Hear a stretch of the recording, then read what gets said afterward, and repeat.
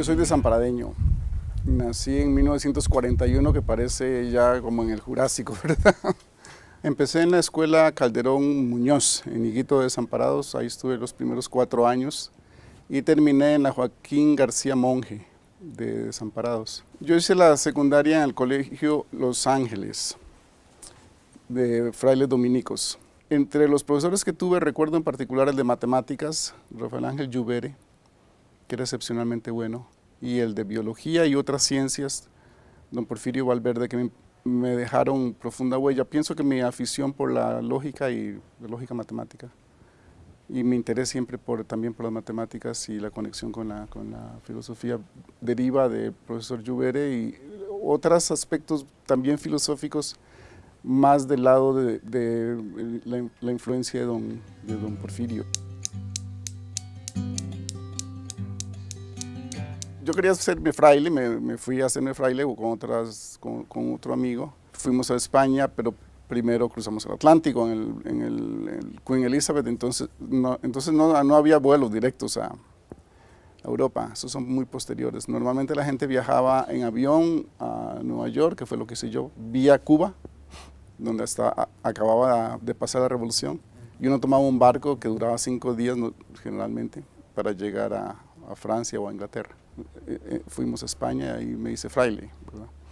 Y empecé a estudiar primero en Madrid, Salamanca, y después volví a Madrid. Yo saqué primero una licenciatura en filosofía en un instituto en Madrid. Allí mi tesis era sobre las leyes de la dialéctica de Hegel, por supuesto rechazándolas, ¿verdad?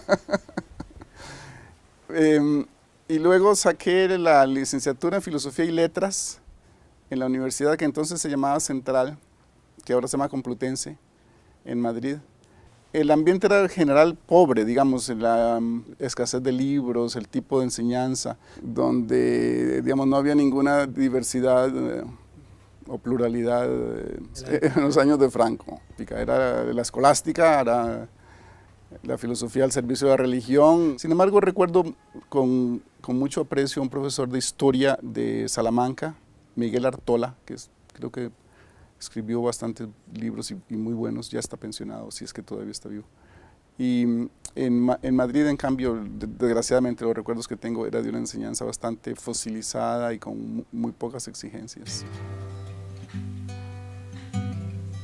De hecho, yo fui a Washington todavía siendo fraile y a la Universidad Católica, aunque era otro ambiente muy diferente, porque la Universidad Católica de Washington, por lo menos en ese momento, tenía bastantes fondos, entonces permitía el lujo de invitar a gente muy famosa casi de todos los campos, con excepción del marxismo. O sea, uno encontraba ahí fenomenólogos, analíticos, existencialistas, lo que fuera. Sin embargo, yo no recuerdo que nunca jamás invitaran a un marxista. El ambiente era muy diferente, o sea, los estudiantes estudiaban mucho, y una cosa muy buena que tenía entonces ya, y ahora lo han intensificado mucho más en los Estados Unidos y en otras regiones de Estados Unidos y en Washington y en otras regiones del continente, es el sistema de consorcios universitarios. Entonces, cuando uno se matriculaba, o se matricula en estos momentos en una universidad, el carnet de la universidad le permitía llevar cursos e incluso usar la biblioteca de otras universidades de la región o de la zona. Eso me permitió llevar cursos en George Washington, en Georgetown, en American University, aunque la tesis finalmente la presenté en Washington. Ahí los profesores que tuve, recuerdo varios muy buenos, particularmente William Wallace, que fue el que me dirigió la tesis. Y nos dio un consejo muy bueno al principio de los estudios, que le agradecimos mucho, y es que cuando uno empieza a estudiar filosofía, busque un tema que le interese desde el primer día, y todos los trabajos que le pidan en todos los cursos que lleva, dedíquelos a ese tema, o sea, repita ese tema yo tomé la inducción, entonces la inducción en Hume, la inducción en Husserl, la inducción en distintos autores, en distintos cursos, y finalmente mi tesis es sobre la inducción, sobre todo la inducción no tanto de proposiciones, sino de conceptos.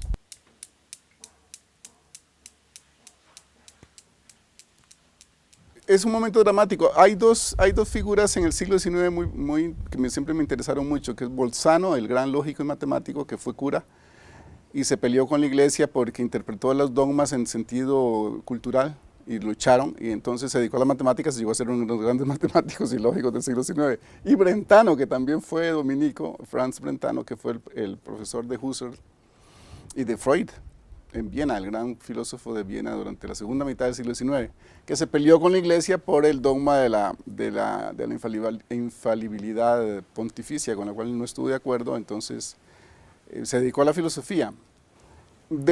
Digamos, desde el punto de vista emocional, por supuesto es un cambio muy grande, pero en esa época, esos años fueron de muchísimo cambio constante.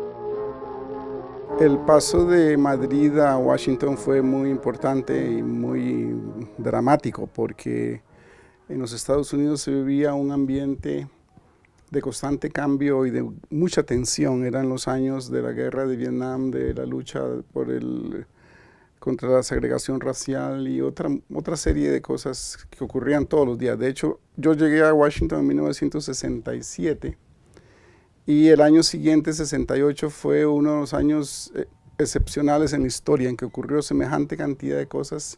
Dr. Martin Luther King, Jr. Thank you, Mr. Randolph. I would simply like to say that I think this has been one of the great days of America. En medio de todo ese cambio, yo personalmente pasé más bien de la Edad Media al siglo XX. Yo no tenía ningún compromiso con la Universidad de Costa Rica ni ninguna institución en el país. Me ofrecieron trabajo en Honduras, también la Universidad Autónoma de Honduras y la Universidad de Costa Rica. Don Claudio Gutiérrez se interesó por contratarme en estudios generales y acepté, preferí la Universidad de Costa Rica, me parecía mejor las opciones que la de Honduras. Y empecé a trabajar en estudios generales a principios del 72. Luego me contrataron también en la escuela en el segundo semestre y ahí empieza mi trayectoria universitaria.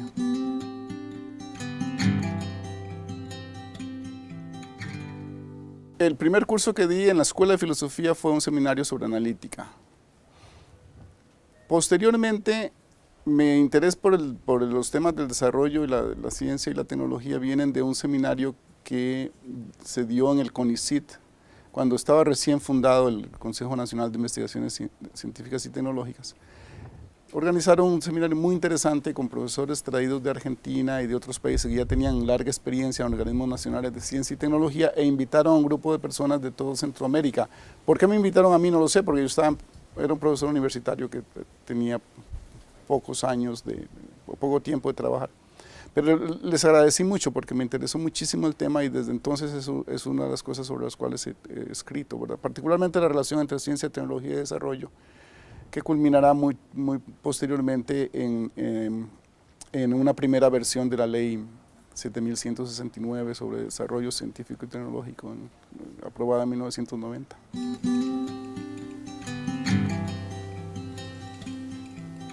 El primer seminario de posgrado que di fue sobre la causalidad. Por aquí es causalidad y determinación. Aquí aparece un artículo mío sobre las nociones de causalidad. Posteriormente escribimos el libro para la secundaria que después se convirtió en un bestseller, Filosofía para la Educación Diversificada, a solicitud del Ministerio de Educación. Eso es una obra conjunta con Helio Gallardo y Roy Ramírez. Yo estaba dando clases de lógica, filosofía de la ciencia y ya empezaba a interesarme para escribir cosas sobre ciencia, tecnología y desarrollo, pero será un poquito posterior cuando salgan mis obras de lógica ya más serias como la Introducción a la Lógica y Lógica Simbólica. Y el otro libro, el Cultura de Desarrollo desde América Latina, sería, junto con Tecnología para el Desarrollo Humano, los que tendrían, creo yo, la formulación ya más específica sobre estos temas de relación entre ciencia, tecnología y desarrollo.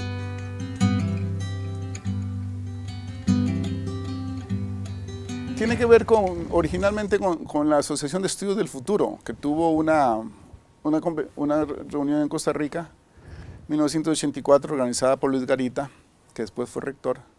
Y es muy curioso, Siempre aprovecho para hablar de este punto porque es antes de idea. Hay una novela de un polaco, Stanislaw Lem, que se llama El Congreso de Futurología, que tiene lugar en un país que se llama Costa Rica, a finales del siglo XX, y donde el principal periódico se llama La Nación. Y esto, Lem era un escritor de ciencia ficción polaco. Yo no sé si alguien leyó la novela, pero en 1984 tiene lugar el Congreso de Futurología en Costa Rica. Y se cumplió, digamos, la predicción de Stanislav Lem. En todo caso, en ese congreso en el que participaron muchísimas personas, participamos nosotros, se hizo una mesa redonda sobre tecnología y desarrollo. Hubo una confusión administrativa y resultó que eran 2 mesas redondas simultáneas que chocamos y entonces hubo un pleito. En el otro grupo era de David Crocker, un señor de Kenia, Odera Oruka, un geógrafo Mingoff de los Estados Unidos. Y finalmente nos pusimos de acuerdo en tener las 2 mesas redondas separadas. Digamos, no quedaba más remedio que cambiarles el horario. Pero eso hizo que por pura casualidad David Crocker y otras personas que originalmente no tenían nada que ver con nosotros nos escucharan y nosotros los escucháramos a ellos. Y para más curiosidad, uno de los autores que yo cité, David Freeman, que es un sociólogo de la Universidad de Colorado, que ha hecho un estudio muy bueno sobre la manera como la tecnología va penetrando en la sociedad, las distintas etapas de penetración de la tecnología. Yo estaba leyendo el texto y mencioné a David Freeman y de repente vi que David Crocker, que un señor ahí que no sabía quién era, se le iluminaron los ojos, ¿verdad? Qué curioso. Y después se me acercó y me dijo, es que es colega mío, David Freeman. Entonces, de repente nos dimos cuenta de que había gente en distintos países del mundo pensando en términos parecidos y preocupados por cosas parecidas. Y ese es el origen de idea.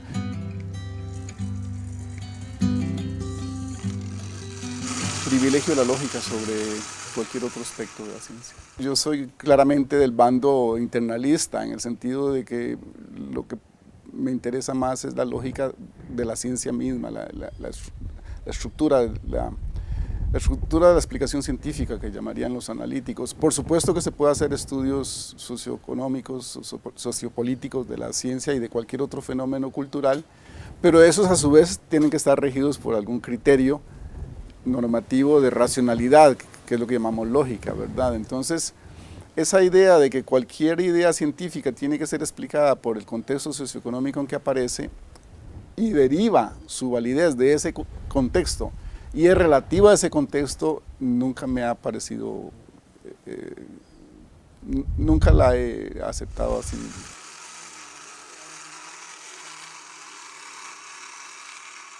He tenido la oportunidad de estar en congresos, seminarios, reuniones en una enorme cantidad de países. Cuando yo era un niño en Higuito Desamparado, jamás imaginaría que iría, por ejemplo, a África, que hubiese estado en la Universidad de Makerere en Uganda o en Suecia, en Gotemburgo.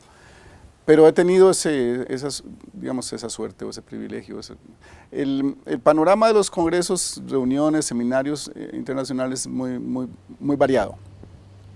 Yo diría que cuanto más masivo el acontecimiento, menos interesante suele resultar, ¿verdad? Pero de vez en cuando hay excepciones. Por otra parte, en grupos más pequeños tuve la oportunidad de conocer a una gran cantidad de gente como Ayer o como Barkan Marcus o Quine, de gente muy de primera línea, Steinmüller en filosofía de la ciencia, Mario Bunge, una gran cantidad de figuras de primera línea, de manera que eso es una experiencia invaluable, me parece.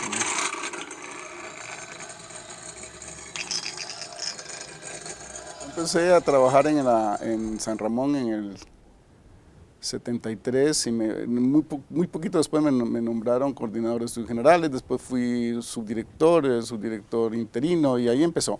Hay una frase de Platón que siempre me gustó mucho, que dice que si uno no quiere mandar, acaba obedeciendo al que no quiere obedecer, ¿verdad? Y esos son puestos administrativos docentes, no son puramente administrativos, ¿verdad? La Universidad de Costa Rica, por dicha, no tiene esa separación que tienen algunas universidades donde los puestos de dirección de escuelas de decanaturas y demás son puramente administrativos sin implicación ninguna en la docencia. Aquí uno toma esos puestos, pero puede seguir o sigue vinculado con la docencia o la investigación. De manera que ahí pasé por un montón de puestos, ¿verdad? Algunos muy agradables, como por ejemplo ser decano de posgrado, en esa época, porque el posgrado no era tan complicado como ahora, y era como recibir una segunda educación, porque tenía que leerme tesis y participar en exámenes de cuánta cosa hay, aprendí mucho. Y luego puestos muy difíciles como el de vicerrector de docencia. Pienso que no es tiempo perdido, ¿verdad? Con frecuencia los académicos huyen de estos puestos, pero si uno no quiere mandar, efectivamente tiene que obedecer al que no quiere obedecer. Fernando Durán Ayanegui, que fue vicerrector de docencia, decía que ser vicerrector de docencia era como batallar contra un pulpo, ¿verdad? Que tiene 8 tentáculos, que era una cosa tremendamente difícil, y efectivamente es un puesto agotador, ¿verdad? Absolutamente agotador. Yo recuerdo que me medían el número de cartas por metro. O sea, se acomodaban las cartas y pues tenía un metro, digamos. Por desgracia nos tocó un periodo en que había que poner orden en varios lugares de la universidad donde se había introducido un grado de corrupción, por lo menos para mí, inverosímil, ¿verdad? De prácticamente un saqueo sistemático de la institución en 2 o 3 puntos álgidos, más otro montón de abusos que había. De manera que, afortunadamente, el señor rector, don Gabriel Macaya, puso orden y dio siempre el apoyo a todos que teníamos que tratar de poner orden desde nuestros respectivos puestos.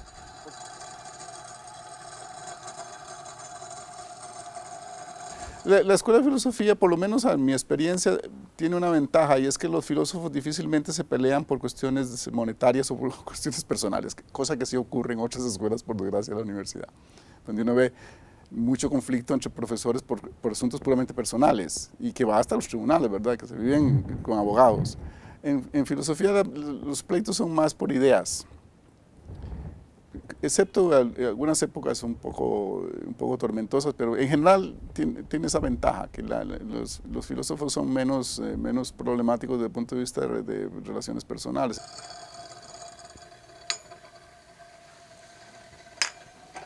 Una asociación como la de filosofía tiene un papel muy importante. Sin embargo, en Costa Rica no hemos podido, a pesar de que es una asociación muy antigua, de 1958, no hemos podido darle el carácter tan institucional, tan importante que tienen, por ejemplo, en México o en los Estados Unidos. Hemos mantenido la tradición de la discusión filosófica, muy valioso, porque pienso que la discusión de ideas, como dice Aristóteles en La Política, libro 5, capítulo 9, los tiranos evitan la discusión de las ideas, porque los tiranos, el tirano, que describe muy bien Aristóteles, tiene que evitar todo lo que produzca seguridad en los ciudadanos, y una de las cosas que produce seguridad en la gente es la capacidad y el poder discutir de las cosas, ¿verdad?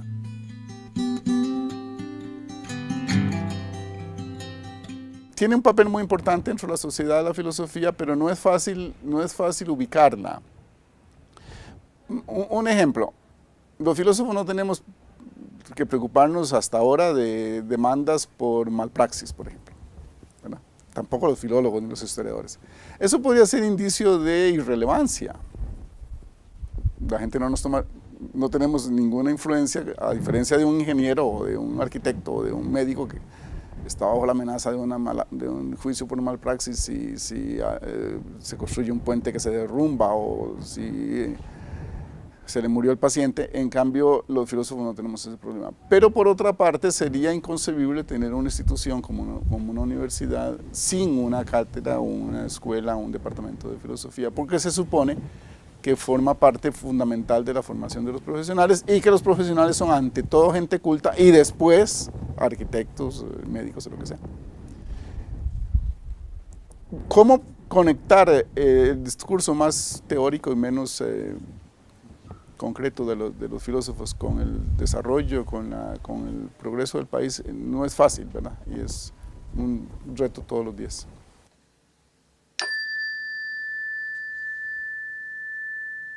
Yo me pensioné básicamente por un problema de salud. Tenía que atender un problema serio de salud y no podía hacerlo si no era pensionándome. Pero en cuanto superé el problema, he estado muy activo. Trabajé en un proyecto con la UNESCO para la introducción de lógica en secundaria. He sido consultor y me he mantenido vinculado con la Escuela de Filosofía, con la Asociación de Filosofía, con IDEA y ahora con la Asociación Latinoamericana de Filosofía Analítica. De manera que sí hay vida después de la pensión.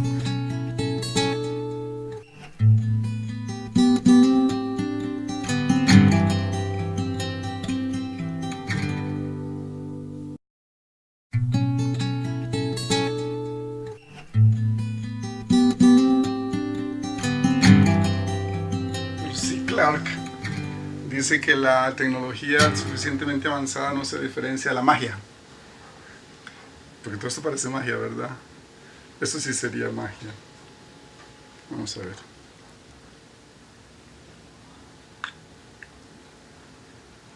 Aquí tenemos una bolita. La guardamos.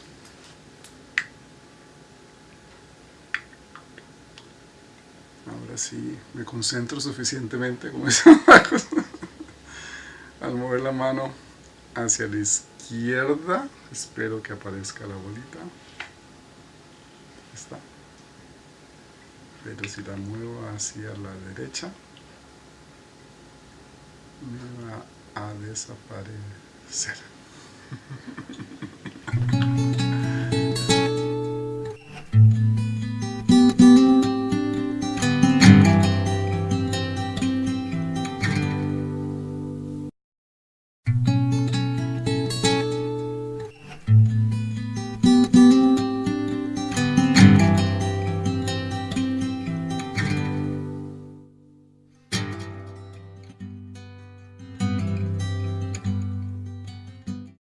Pluralidad en los años de Franco. Era la escolástica, era la filosofía al servicio de la religión. Sin embargo, recuerdo con mucho aprecio a un profesor de historia de Salamanca, Miguel Artola, que creo que escribió bastantes libros y muy buenos, ya está pensionado, si es que todavía está vivo. Y en Madrid, en cambio, desgraciadamente los recuerdos que tengo era de una enseñanza bastante fosilizada y con muy pocas exigencias. De hecho, yo fui a Washington todavía siendo fraile y a la Universidad Católica, aunque era otro ambiente muy diferente, porque la Universidad Católica de Washington, por lo menos en ese momento, tenía bastantes fondos. Filosofía deriva del profesor Lluvere y otros aspectos también filosóficos más del lado de la influencia de don Porfirio. Yo quería hacerme fraile, me fui a hacerme fraile con otro amigo. Fuimos a España, pero primero cruzamos el Atlántico en el Queen Elizabeth, entonces no había vuelos directos a Europa, esos son muy posteriores. Normalmente la gente viajaba en avión a Nueva York, que fue lo que hice yo, vía Cuba, donde acababa de pasar la revolución, y uno tomaba un barco que duraba 5 días generalmente para llegar a Paradeño. Nací en 1941, que parece ya como en el Jurásico, ¿verdad? Empecé en la escuela Calderón Muñoz, en Higuito de Desamparados, ahí estuve los primeros 4 años, y terminé en la Joaquín García Monge de Desamparados. Yo hice la secundaria en el colegio Los Ángeles, de frailes dominicos. Entre los profesores que tuve, recuerdo en particular el de matemáticas, Rafael Ángel Lluvere, que era excepcionalmente bueno, y el de biología y otras ciencias, don Porfirio Valverde, que me dejaron profunda huella. Pienso que mi afición por la lógica y la lógica matemática, y mi interés siempre también por las matemáticas y la conexión a Francia o a Inglaterra. Fuimos a España y me hice fraile, ¿verdad? Y empecé a estudiar primero en Madrid, Salamanca, y después volví a Madrid. Yo saqué primero una licenciatura en filosofía en un instituto en Madrid. Allí mi tesis era sobre las leyes de la dialéctica de Hegel, por supuesto rechazándolas, ¿verdad? Y luego saqué la licenciatura en filosofía y letras en la universidad que entonces se llamaba Central, que ahora se llama Complutense, en Madrid. El ambiente era en general pobre, digamos, la escasez de libros, el tipo de enseñanza, donde, digamos, no había ninguna diversidad.